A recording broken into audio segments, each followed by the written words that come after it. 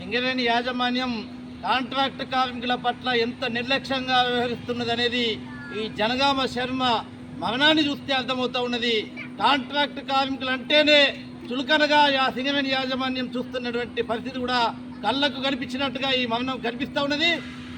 జనగామ శర్మ అనేటువంటి కాంట్రాక్ట్ కార్మికుడు వకీల్పల్లి మైన్లో వెల్డర్గా పనిచేస్తున్నటువంటి కాంట్రాక్ట్ కార్మికుడు ఏ విధంగా చనిపోయిందనేటువంటి స్పష్టత లేకుండా ఒక్క అధికారి కూడా ఈ ప్రాంతంలో ఉండకుండా కేవలం శవాన్ని తీసుకొచ్చి మార్చిలో పెట్టి వాళ్ళు తప్పించుకున్నటువంటి పరిస్థితి కూడా ఉన్నది.